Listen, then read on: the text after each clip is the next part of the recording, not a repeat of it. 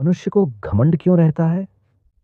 क्योंकि वह खुद को जानता नहीं, सिर्फ अपनी बनाई हुई छवि को जानता है। असली समस्या घमंड नहीं है, असली समस्या अज्ञान है। जब आदमी भीतर से खाली होता है, तो वह बाहर से अपने को बड़ा दिखाने की कोशिश करता है। उसे लगता है कि अगर लोग उसे महान मान लें, अमीर मान लें, सुंदर मान लें, ज्ञानी मान लें, तो शायद वह सच में कुछ बन जाएगा। घमंड एक तरह का नकाब है। ये उस डर को छुपाता है कि कहीं मैं छोटा ना साबित हो जाऊं। जो भीतर से आश्वस्त होता है, उसे खुद को साबित करने की जरूरत नहीं होती। लेकिन जो भीतर से असुरक्षित है, वही बार बार अपनी उपलब्धियां गिनाता है, अपनी ताकत दिखाता है, अपनी पहचान पर जोर देता है। देखो, एक छोटा बच्चा जब तक खुद को दूसरों से तुलना करना नहीं सीखता, तब तक उसमें घमंड नहीं होता। वो बस होता है। लेकिन जैसे ही समाज उसे सिखाता है, तुम पहले आओ, तुम सबसे अच्छे बनो, दूसरों से आगे निकलो, वहीं से तुलना शुरू होती है। और तुलना से ही अहंकार जन्म लेता है। घमंड हमेशा तुलना पर खड़ा होता है। अगर दुनिया में कोई दूसरा ना हो, तो घमंड भी नहीं होगा। तुम कहोगे, मैं बड़ा हूं, लेकिन किससे बड़ा? मैं सफल हूं, लेकिन किसकी तुलना में? इसलिए घमंड दूसरों की मौजूदगी पर निर्भर है। यह अपने आप में स्वतंत्र नहीं है। अहंकार का दूसरा पहलू भी है, हीनता। जो व्यक्ति खुद को बहुत छोटा मानता है, वह भी अहंकारी है। फर्क बस इतना है कि एक कहता है, मैं सबसे बड़ा हूं, दूसरा कहता है, मैं कुछ भी नहीं हूं। दोनों ही अपने मैं के इर्द गिर्द घूम रहे हैं। जब आदमी अपनी पहचान को पद, पैसा, ज्ञान, धर्म, जाति, सुंदरता या किसी भी बाहरी चीज से जोड़ लेता है, तो उसे डर लगने लगता है कि कहीं यह सब छिन न जाए। ये डर ही उसे और ज्यादा पकड़ बनवाता है। और पकड़ जितनी मजबूत होगी, घमंड उतना गहरा होगा। समाधान क्या है? घमंड को तोड़ने की कोशिश मत करो। क्योंकि अगर तुम कहोगे, मैं घमंड छोड़ दूंगा, तो ये भी एक नया घमंड बन सकता है कि देखो, मैं कितना विनम्र हूं। सिर्फ देखो, जब भी भीतर मैं उभरता है, उसे पकड़ो मत, दबाओ मत, बस साक्षी बनो। देखो कि कैसे वह तुलना करता है, कैसे वह खुद को ऊपर या नीचे रखता है। ये देखना ही धीरे धीरे उस पकड़ को ढीला कर देता है। जब मनुष्य सच में अपने भीतर उतरता है, तो उसे पता चलता है कि वह न बड़ा है, न छोटा। वह सिर्फ अस्तित्व का एक हिस्सा है, जैसे आकाश में एक तारा। वह दूसरों से प्रतिस्पर्धा करता है, न खुद को साबित करता है। वह बस चमकता है। सच्ची विनम्रता अभ्यास से नहीं आती, समझ से आती है। और समझ तब आती है जब आदमी खुद को ईमानदारी से देखता है। जिस दिन तुम देख लोगे कि मैं एक विचार मात्र है, उसी दिन घमंड गिरने लगेगा। और जहां घमंड नहीं होता, वहां एक अजीब सी सहजता आ जाती है। वहां किसी को हराने की चाह नहीं होती, किसी से आगे निकलने की बेचैनी नहीं होती। तब जीवन प्रतियोगिता नहीं, अनुभव बन जाता है। और तब मनुष्य पहली बार हल्का महसूस करता है, क्योंकि उसने वह बोझ उतार दिया जिसे वह सालों से ढो रहा था।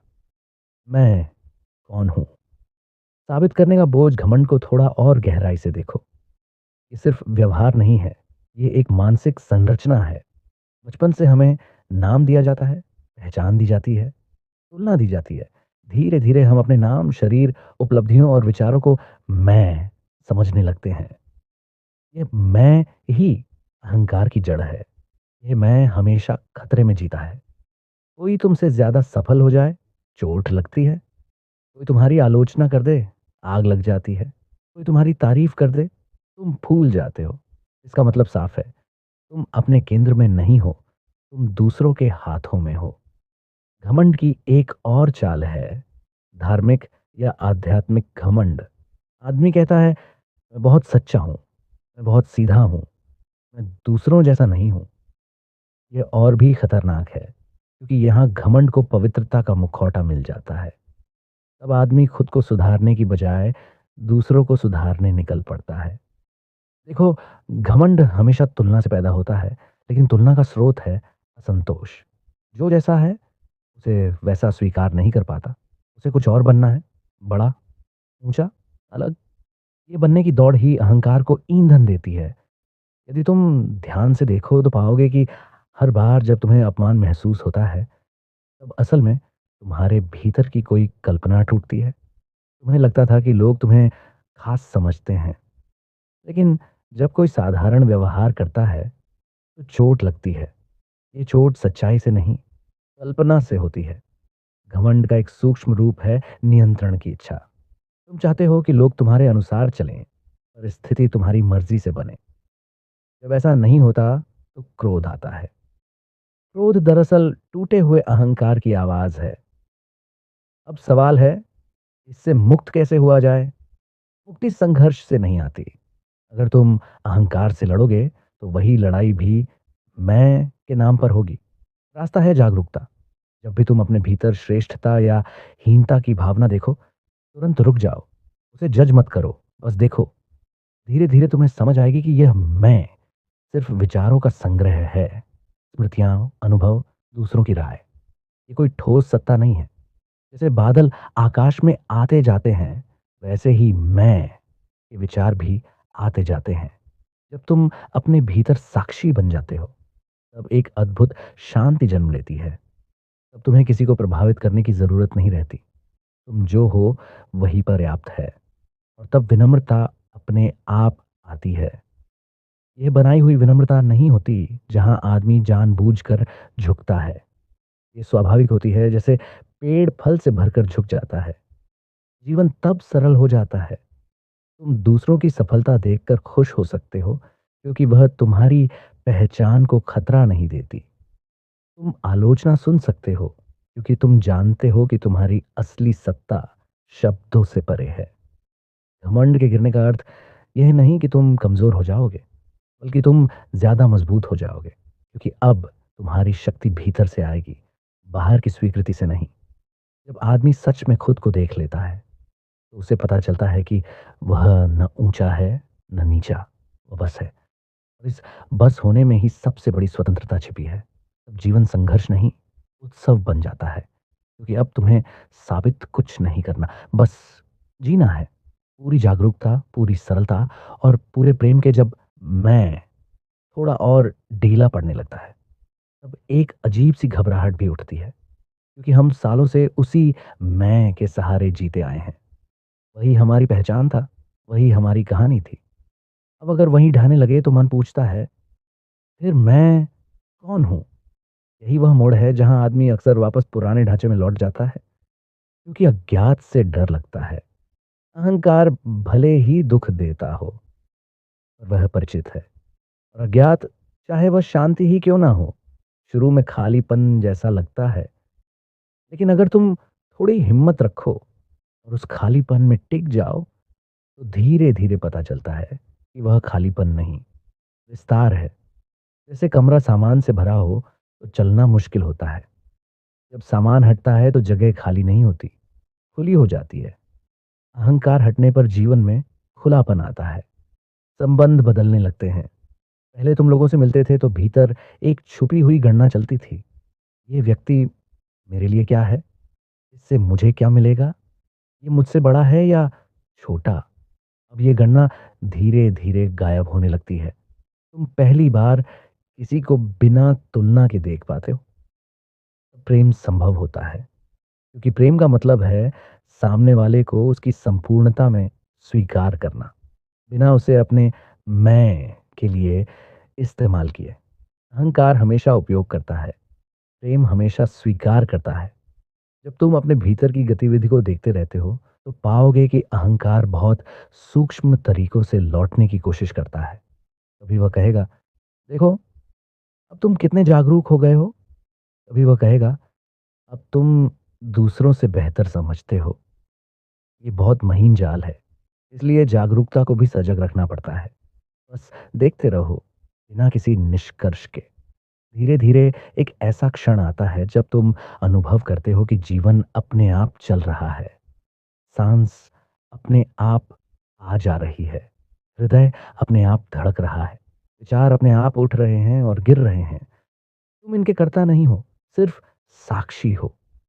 यहीं एक गहरी विनम्रता जन्म लेती है। क्योंकि जब तुम देखते हो कि सब कुछ अपने आप हो रहा है, तो मैं कर रहा हूँ, तो भ्रम टूट जाता है। जब कर्तापन गिरता है, तो घमंड टिक नहीं सकता। अब सफलता आए तो धन्यवाद, असफलता आए तो भी धन्यवाद, क्योंकि दोनों तुम्हारी पहचान नहीं, सिर्फ अनुभव है। जीवन को अगर ध्यान से देखो तो वह नदी की तरह है। नदी कभी सीधी नहीं बहती, कभी चट्टानों से टकराती है, कभी शांत बहती है, लेकिन वह हर हाल में बहती रहती है। अगर नदी यह सोचने लगे कि मुझे सबसे बड़ी नदी बनना है, तो वह बहना भूल जाएगी। मनुष्य भी जब बनने की दौड़ में पड़ जाता है, तो होने का आनंद खो देता है। होना बहुत साधारण है, इसलिए मन उसे अनदेखा कर देता है। वह असाधारण बनना चाहता है, लेकिन सच्चाई यह है कि अस्तित्व में जो कुछ भी है, वह पहले से ही अद्वितीय है। किसी को अलग से खास बनने की जरूरत नहीं। जब यह समझ भीतर उतरती है, तो आदमी में एक सहज हंसी आ जाती है। वह खुद पर भी हंस सकता है, अपने पुराने घमंड पर, अपनी पुरानी गंभीरता पर। और यही हंसी मुक्ति है, क्योंकि जहां हल्कापन है, वहां अहंकार टिक नहीं सकता। तब जीवन बोझ नहीं, खेल बन जाता है। तुम अपना काम पूरी निष्ठा से करते हो, लेकिन परिणाम को लेकर भीतर कोई जकड़न नहीं रहती। तुम सम्मान को स्वीकार करते हो, लेकिन उससे अपनी पहचान नहीं बनाते। तुम आलोचना सुनते हो, लेकिन उससे टूटते नहीं। यह अवस्था किसी अभ्यास से नहीं आती, यह निरंतर देखने से आती है। हर क्षण खुद को पकड़ते रहो। कहाँ मैं बोल रहा है, कहाँ तुलना चल रही है, कहाँ साबित करने की चाह उठ रही है। जैसे जैसे ये देखना गहरा होता जाएगा, वैसे वैसे मैं की पकड़ ढीली होती जाएगी। और एक दिन अचानक महसूस होगा, भीतर बहुत शांति है। कोई शोर नहीं, कोई प्रतिस्पर्धा नहीं, बस एक साक्षी है, शांत, जागरूक, विस्तृत। और उसी साक्षी में जीवन का असली स्वाद छिपा है। जब यह शांति थोड़ी स्थिर होने लगती है, तब जीवन का एक और आयाम खुलता है। पहले तुम दुनिया को अपने नजरिए से देखते थे। हर चीज तुम्हारे मैं के चश्मे से रंगी हुई थी। अब धीरे धीरे वह चश्मा हटने लगता है। तब तुम पाते हो कि दुनिया वैसी नहीं है जैसी तुमने मान रखी थी। लोग दुश्मन नहीं थे, वे भी अपने अपने अहंकार के कैदी थे। जो तुम्हें चोट पहुंचा रहा था, वह भी भीतर से असुरक्षित था। ये समझकर करुणा जन्म लेती है। करुणा अहंकार के जाने का स्वाभाविक फल है, क्योंकि जब मैं छोटा पड़ता है, तब दूसरों के लिए जगह बनती है। अब तुम प्रतिक्रिया कम करते हो, उत्तर ज्यादा देते हो। पहले कोई कुछ कहता था और तुरंत तुम्हारा अहंकार जवाब देता था। अब तुम रुकते हो, देखते हो, समझते हो, फिर बोलते हो। यह रुकना ही जागरूकता है। धीरे धीरे जीवन में गहराई आने लगती है। साधारण चीजें भी सुंदर लगने लगती हैं।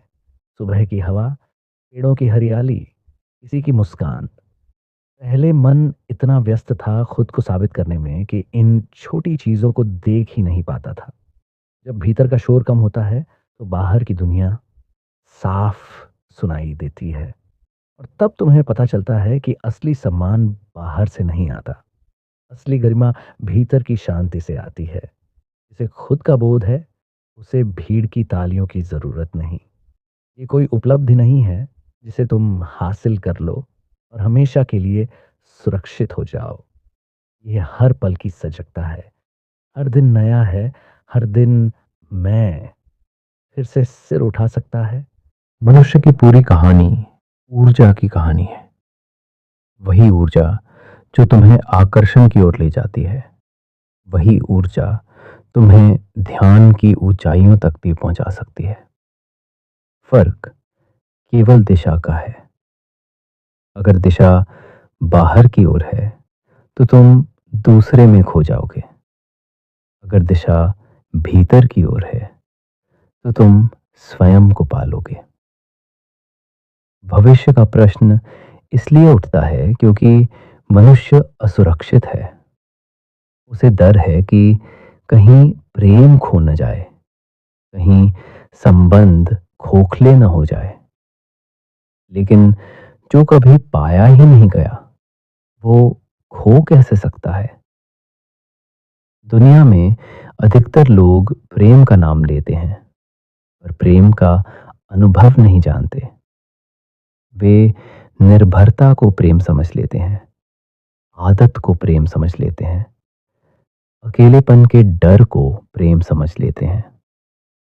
अगर भविष्य में केवल संभोग बचेगा तो उसका कारण यही होगा कि मनुष्य ने प्रेम को समझने की कोशिश ही नहीं की। उसने प्रेम को या तो रोमांस बना दिया या नैतिकता का बोझ। दोनों ही स्थितियां गलत है। प्रेम न तो कल्पना है न कर्तव्य। प्रेम एक जीवंत अनुभव है जो तभी होता है जब तुम सचेत होते हो। ओशो कहते हैं, ध्यान के बिना प्रेम टिक नहीं सकता, क्योंकि प्रेम में तुम्हें दूसरे को देखना होता है जैसा वो है, लेकिन तुम तो अपने विचारों, अपेक्षाओं और कल्पनाओं के चश्मे से देखते हो। तुम व्यक्ति को नहीं, अपनी कल्पना को प्रेम करते हो।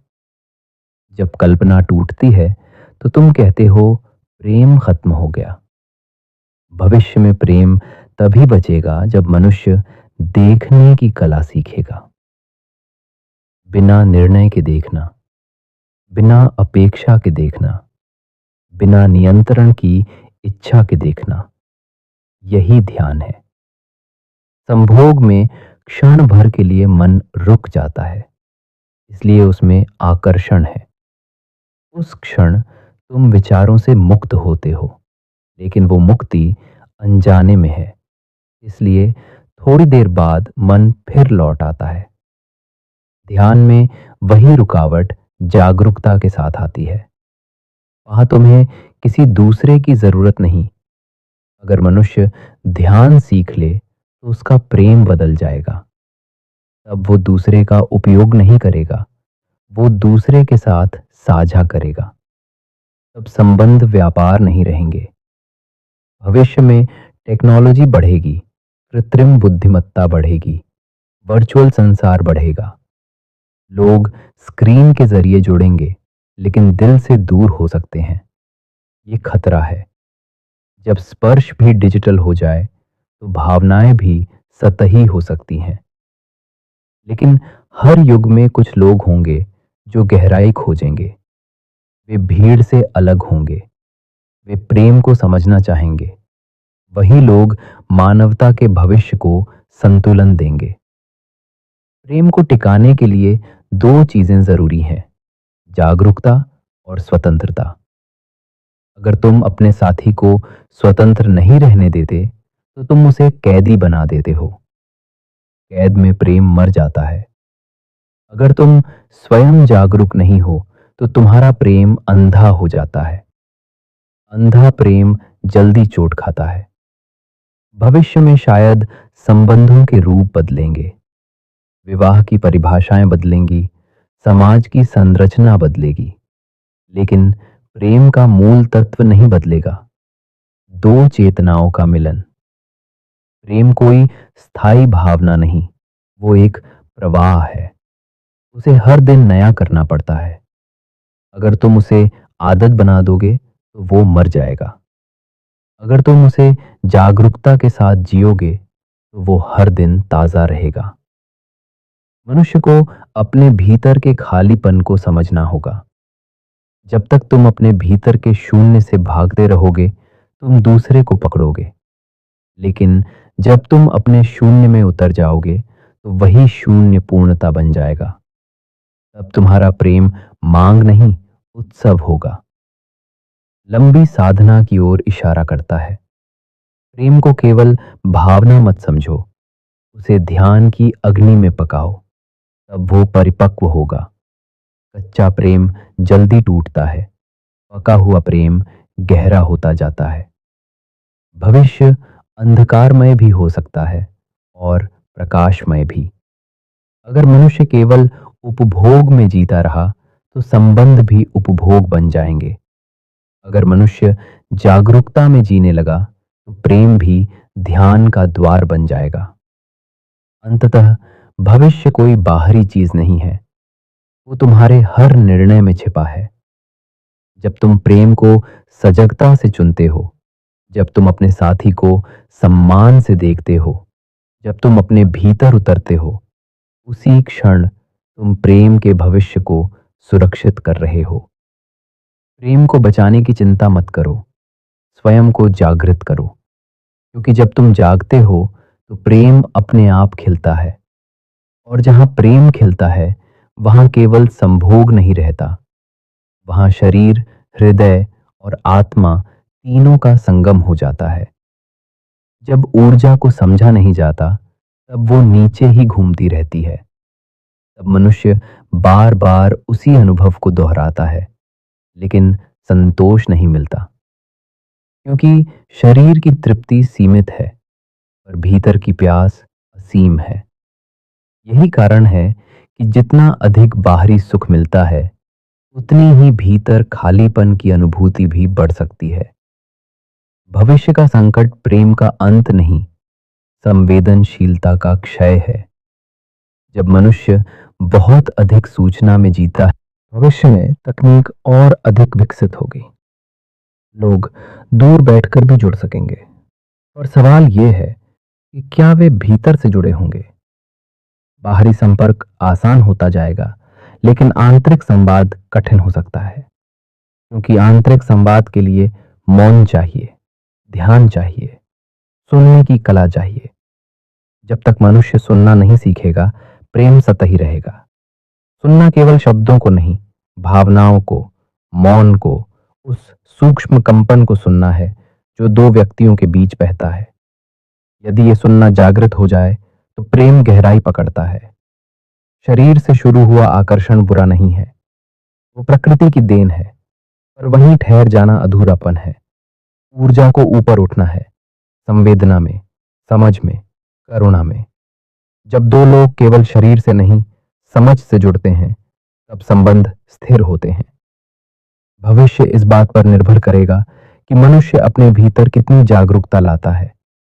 यदि वो केवल तात्कालिक सुख को प्राथमिकता देगा तो गहराई घटेगी। यदि वो स्वयं को जानने की प्रक्रिया में उतरेगा तो प्रेम परिपक्व होगा। प्रेम कोई भावना नहीं जिसे पकड़ लिया जाए, वो एक अवस्था है जो आती जाती नहीं बल्कि विकसित होती है। शुरुआत में वह आकर्षण होता है, फिर लगाव, फिर समझ, फिर एक गहरा स्वीकार। अंततः वो ऐसी स्थिति बन सकती है जहां दो लोग एक दूसरे के साथ हों, फिर भी स्वतंत्र हों। स्वतंत्रता प्रेम का मूल तत्व है। जहां स्वामित्व है वहां संघर्ष है, जहां नियंत्रण है वहां भय है, लेकिन जहां स्वतंत्रता है वहां विश्वास है। विश्वास समय से आता है, और समय तभी दिया जाता है जब भीतर धैर्य हो। यदि आने वाले समय में लोग अपने भीतर धैर्य और सजगता विकसित करें तो प्रेम और भी गहरा हो सकता है, क्योंकि चुनौतियां जितनी बढ़ती हैं, चेतना का अवसर भी उतना ही बढ़ता है। अंधकार जितना घना होता है, दीपक की जरूरत उतनी ही स्पष्ट होती है। अंततः प्रश्न ये नहीं कि भविष्य में क्या बचेगा, प्रश्न ये है कि तुम्हारे भीतर क्या जीवित है।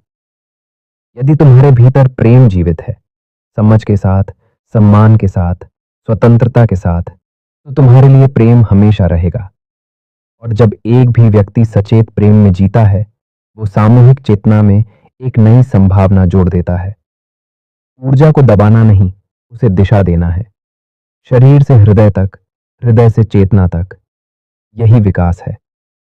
यदि यह यात्रा जारी रही तो भविष्य में केवल संभोग नहीं बचेगा, बल्कि संबंध अधिक परिपक्व, अधिक सजग और अधिक गहरे हो सकते हैं। जब मनुष्य अपनी ऊर्जा को समझने लगता है, तब उसके संबंधों की गुणवत्ता बदलने लगती है। शुरुआत में आकर्षण स्वाभाविक है, ये प्रकृति का निमंत्रण है।